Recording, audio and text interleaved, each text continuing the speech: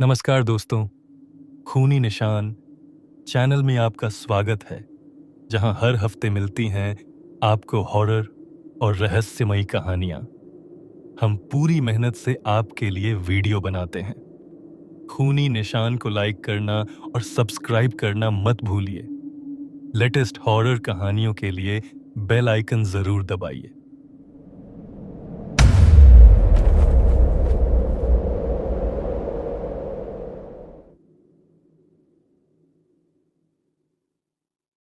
Haunted hotel.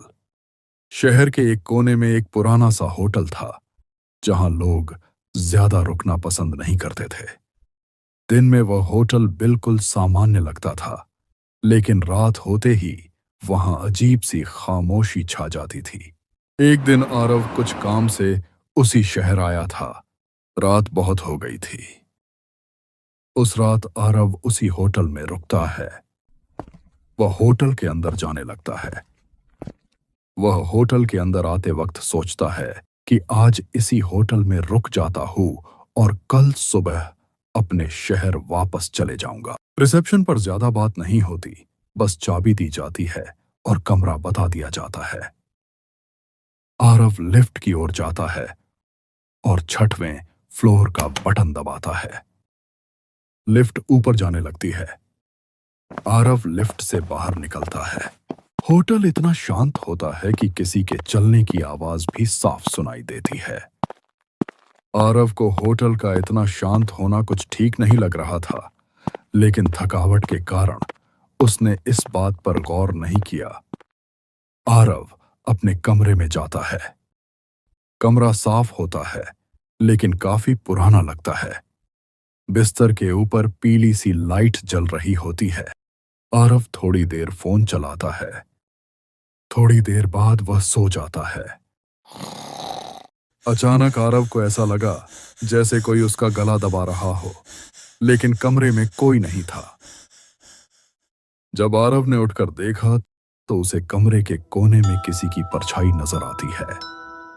Aarav उठकर उस परछाई के पास जाने लगता है। आरव उस परछाई से घबराते हुए पूछता है कि तुम कौन हो और यहां क्या कर रहे हो? लेकिन वह सामने खड़ा आदमी कुछ जवाब नहीं देता।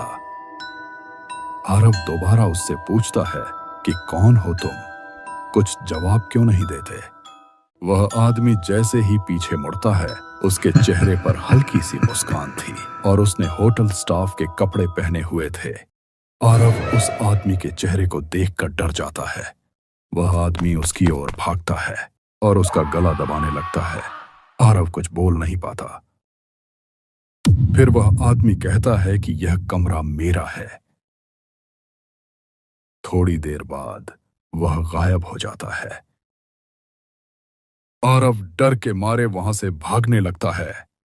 आरव भागते भागते कॉरिडोर में आ जाता है।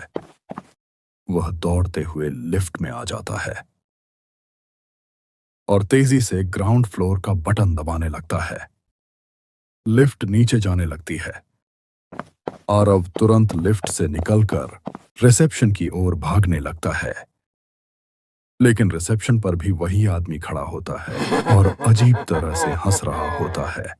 यह देखकर आरव की सांस अटक जाती है और वह होटल से बाहर निकलने लगता है। होटल से बाहर निकलते ही आरव को एक बूढ़ा वॉचमैन मिलता है। वह बूढ़ा वॉचमैन आरव को घूर कर देख रहा था। आरव वॉचमैन को अपने साथ हुई पूरी कहानी बताता है। फिर वॉचमैन उसको बताता है कि कुछ साल पहले रवि नाम का एक व्यक्ति होटल में काम करता था। वह किसी से भी ज्यादा बात नहीं करता था।